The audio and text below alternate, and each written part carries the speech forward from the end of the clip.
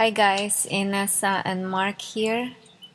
We're gonna talk about Mark was funny today. I told him that we're gonna talk about some stuff, and he said he's going to prepare his brain. That's the last thing I want to do. I want everything to be spontaneous and real time. So, what we're gonna talk about today? You don't know yet, Mark. What do you think we're gonna talk about?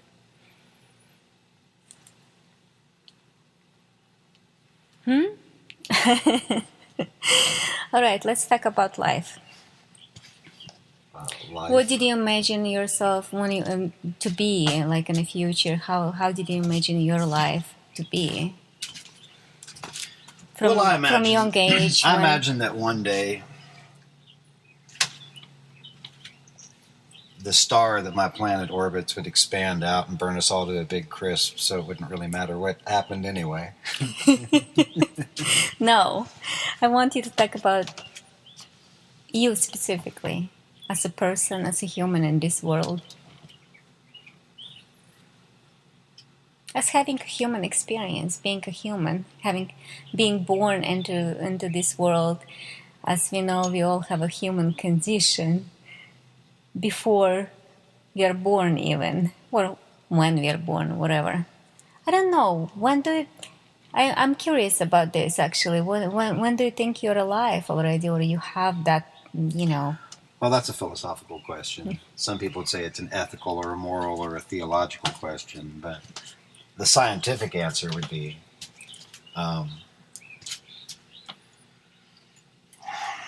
cells have a certain life. You have living cells and you have not living cells.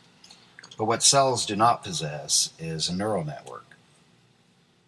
And with a neural network absent, you are, for all intents and purposes, not a conscious being, not really alive. So when you're just a little blastocyst of cells that are dividing rapidly, that's not really life. Life begins probably at the establishment of the neural network. When the neural network is finished being constructed, I'd say that's when you have the potential to actually be alive, because at that point you have a certain level of consciousness, even if it's prenatal. So there it is. Even though you lost me somewhere there explaining the process, the concepts that I don't really understand, but we have a big difference in our and what we think about consciousness. Me and Mark, he thinks consciousness is related to mind activity, and I think that consciousness was there before everything else in the void. So let's talk about that. Tell me, why do you think consciousness is just here for this biological body, this biological form we have, and nothing was there before and nothing will be there after this body dies? Well, as we said before, the 98, 99%, however many percent, most of the animal species that have ever lived on this planet, no matter what their brain size or level of neuroactivity, they're all dead, they're all gone. And somehow we do not imbue those animal life forms with having consciousness. Some people, I guess, would even say that monkeys, other orders of apes, also do not possess a consciousness. And of course, that's ridiculous, because if they were not conscious, they would not be able to move about. Consciousness is the mechanism by which we move about and navigate the world. It is an orchestra of neurological activity. All little tiny parts playing in symphony together to create a very filtered and processed, but somewhat understandable interpretation of the outside world. Our brains live in darkness. Our brains don't see anything, so it relies on our external senses. And all of those are run through different filters of experience, and but to say, when people say what is consciousness, you could write scads and scads of literature on everything from philosophical viewpoints to scientific descriptions and anatomical descriptions, and even down on a individual neuronal level. But you're not going to be able to just say consciousness is fill in the blank. Well, I want you to fill in the blank, because you're still roaming around the same closed up kind of, biological existence. Well, that's not closed up. That's not closed up at all. Well, it's really has. One of the greatest writers of the 20th century was a guy from England by the name of Douglas Adams, and he wrote this book called The Hitchhiker's Guide to the Galaxy. And I think it should be required reading for people. Oh man! But I need that. I want to see what it has to say. They tried to make a movie out of it, and it was dreadful. But where was I going with that? He said once, why... he said, I don't understand. Isn't it enough for people? Isn't it enough that they have this beautiful garden without there having to be fairies at the bottom of it as well? And I find it kind of strange that we live in a universe where intricate structure can compose itself simply by the application of the laws of physics. On a quantum level, the universe comes into existence, boom. And then the universe can manufacture all of the elements that it needs. The stars create all of the elements down to iron, and then the stars get unstable and blow up. And then we get all the other stuff. And so, and out of these things we're Isn't made. it enough? Just let's... So isn't it enough prop up on that this? we have a universe where you have some hydrogen and some lithium, a little tiny bit of lithium, and some helium, and some gravity, and a few rules on how energy works, and how thermodynamics works, and how motion works, and how, because these are the physical laws of the time-space where all of this stuff exists, and when all of this stuff exists. And you put that into just this big empty vastness of space, and then eventually you get butterflies and chocolate ice cream. So what and is not shooting enough, stars. Mark? So why isn't that enough? Why isn't that enough magic without thinking, oh, and by the way, we also have to have this mystical force that we can tap into that brings us our consciousness. And I think it's an arrogant thought to say that we get to live forever, that our consciousness gets to go on. We don't have any consciousness before this. We don't have any recollection of having been anything or anyone else. I mean, some lunatic people do, but they always claim to be Napoleon or Cleopatra. Nobody was the pool boy. They don't have that. You know? Don't you think that you'll be overwhelmed and miserable if you had recollection? I don't know. We could ask the Dalai Lama. He claims to. And he, you know, as far as I can tell, his life is a bunch of, you know, trips around the world and fancy dinners with movie stars. That doesn't sound so bad, you know. And he and his whole gig, the whole reason that he is the Dalai Lama is because he can remember back when he was, you know, the Dalai Lama before, and the Dalai Lama before that, and the Dalai Lama before that. So no. You know what? Well, if his monetary highness can do it, why can't we? You know, you know, he didn't have any special training for that. Can do it what? What I'm saying is okay. The Dalai Lama became the Dalai Lama because when the last Dalai Lama died, a bunch of other lamas in his cult took some artifacts. Some other lamas. Well, they're lamas. Can you be more respectful, please? Well, they're lamas. What do you want? He's the Dalai Lama, and the other ones are all lamas. What do you want? All right. So what? I don't mean. What are you saying? Because I lost you somewhere. Okay, so the Dalai Lama dies, and then his followers take a whole bunch of his junk, his personal effects. You know, his glow-in-the-dark key ring, his decoder whistle, his, like, you know, secret, sneaky, nudie ink pen. If you turn it upside down, her dress falls off. Whatever it is, the stuff that he carried around in his pockets.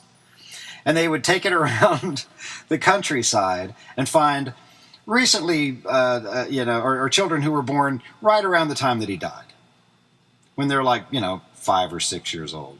And then they'll put this pile of crap, along with a bunch of other crap, in front of the child and say, can you tell which object out of this bullshit used to be yours?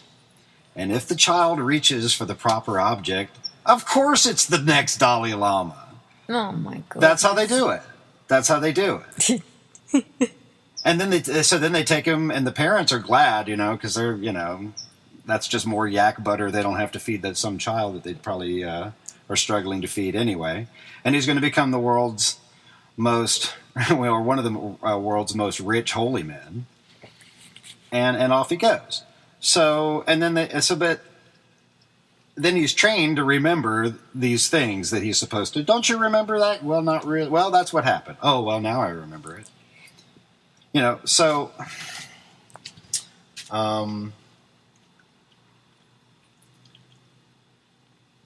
So this is an example of the whole consciousness going on and going on and going on and going on, except that it isn't. Because it's not real. And they've only been doing that for a couple of centuries, and then before that, they didn't have reincarnation and all that. The Lamas didn't, that wasn't their shtick. They had some other thing. So, yeah, I don't know. You don't know what? About this whole consciousness is some magical thing that, when we wake up as human beings being born into this world, that all of a sudden we're receiving some signal from beyond. And there's no structure. No. Wait. What are you talking about? What signal from beyond? Nobody's talking about anything external, signals from beyond or anything. Then it's mind activity. No. It's the brain. What do you mean? Why? See, you're separating yourself from the universe and you. And you're just one thing. I'm not separating myself as because being... you're think a duality. I'm obviously part of the universe. Yeah, you're it. But just because you're I am a part of... and creator. I am a part of the universe, and our sun is a part of the universe. But we quantize those two things separately, because if we try to put the two together, one of us has got to go. So what do you mean? Well, you get burnt to a crisp if you try to occupy the same place as the sun, is what I'm saying. So So, I'm still so thinking in that about sense, the yeah, I mean, consciousness as it's it, what? You're it. Well, I'm it for me. That's certainly true, and and and you're it for you, and that's the way it goes. we are it too, together, all of us. Oh, come on!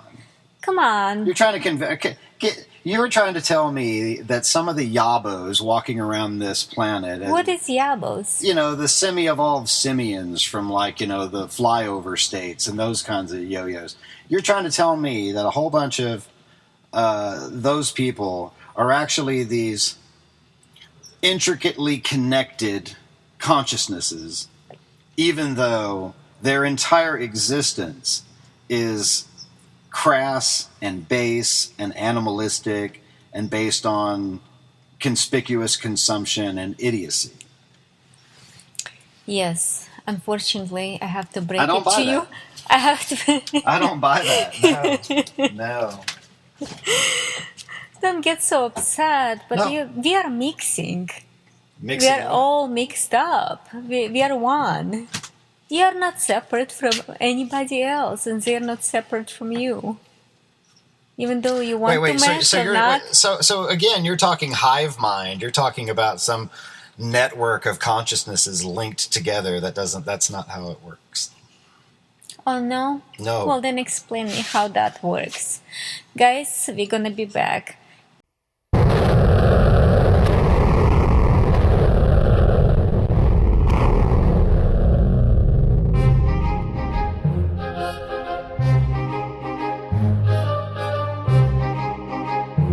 Welcome back to Radiality. It's Mark and Ines.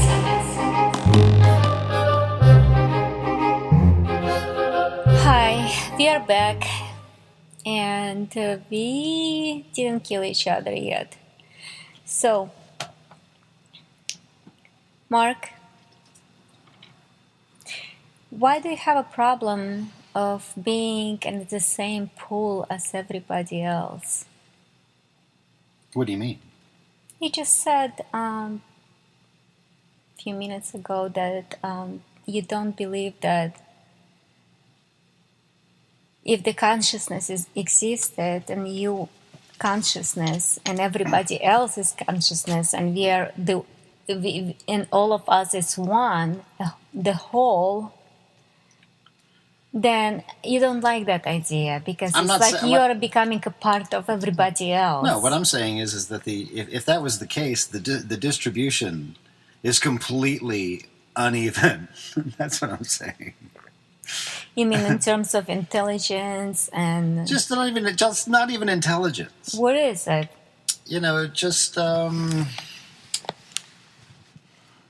bad, good, evil. No, more like levels of consciousness, levels of perception, capability of perception. I mean, as much as everybody is equal under the law. But everybody's not equal.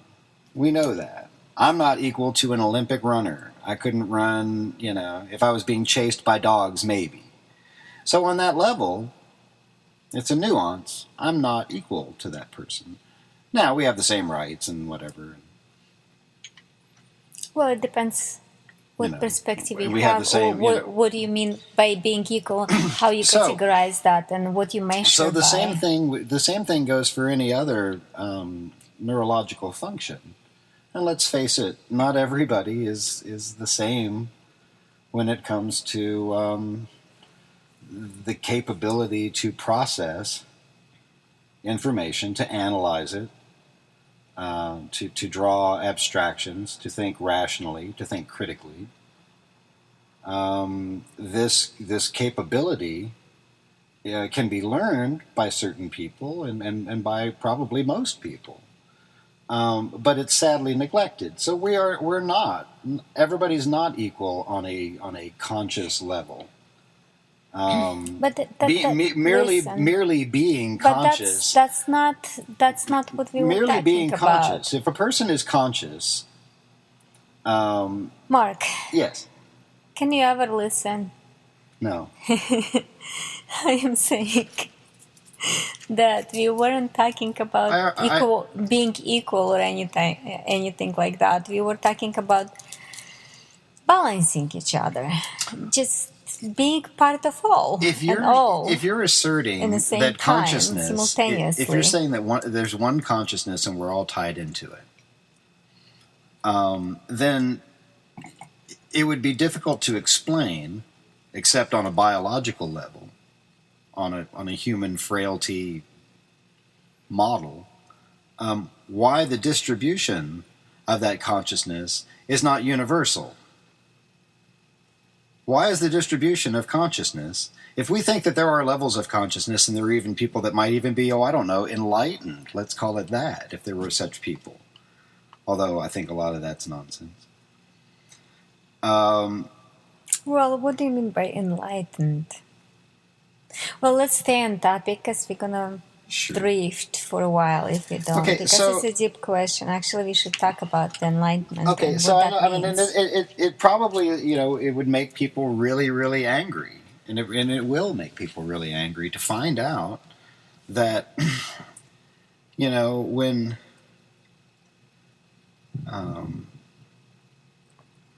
Why does it make people angry? What gonna make them angry? Well, what I just said about consciousness. Not everybody is. If we agree that there are different levels of consciousness and that there are people who operate on different levels of consciousness, and you're talking about consciousness, or are you talking about being awareness? Well, awareness, is essentially consciousness. You can call. Call it that, but wait. René Descartes said, "Cogito ergo sum." I think, therefore I am. Mm-hmm. So as soon as I am aware, I'm conscious. Then I am. I am conscious. Okay, but if I'm conscious, I'm aware. Is that holds true?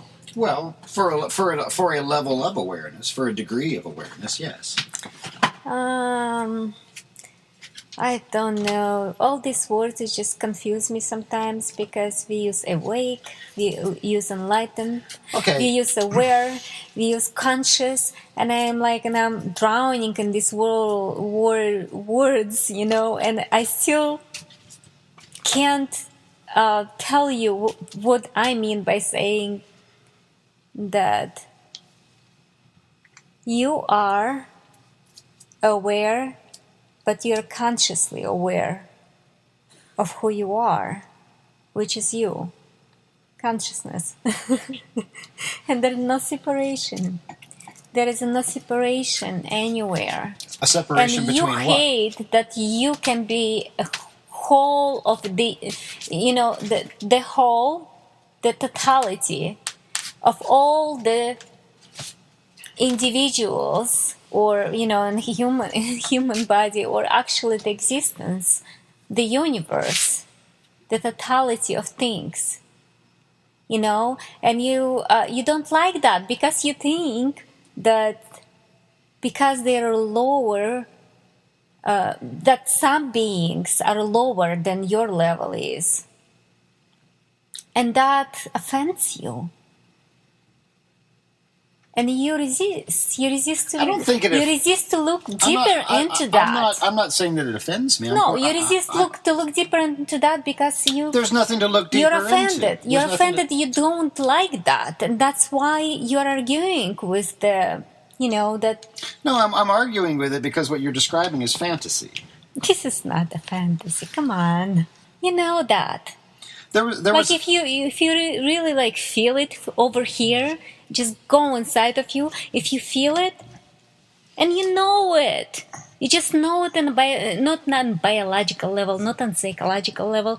You just know it, and that knowing comes from within. It's not from somewhere else. But that's not knowledge. That's belief. No, it's not mind activity. When you drop all your knowledge, and you don't even, it's like you know nothing.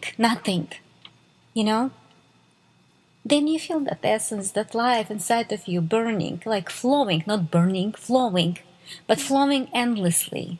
It never stops. And it's not arrogant that we don't stop existing because we go on and on and on. It's not arrogant because maybe it's not even fun so much. I don't know. I don't know what that is. But it just is. It's there, it's here, it's always been, it's always gonna be, it doesn't end. And, you can argue all you want. Nothing in this universe fits that description. Why would there be some magical force that's tied to human psyche that actually violates all the other laws of the universe? It's not a magical force. Well, it would have to be. It's natural force. It just happens. Without you wanting it to happen, or if you don't want it to happen, it doesn't matter. It's just gonna happen. What, consciousness? No, the existence of it, the consciousness itself. You just is.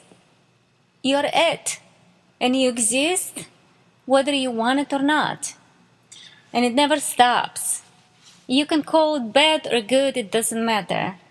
So how come But it still doesn't stop. So how come we don't get to be lucky like the Dalai Lama and have this tether that takes our consciousness back through time?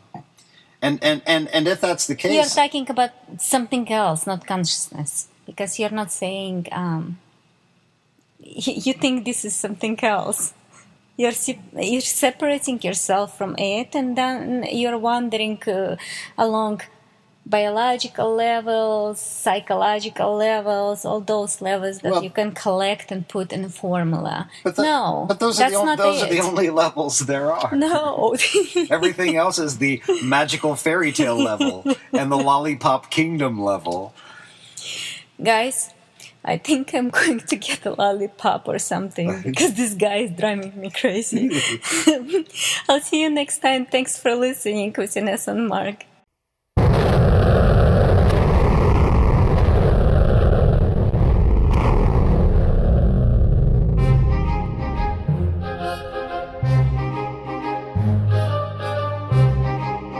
Радио.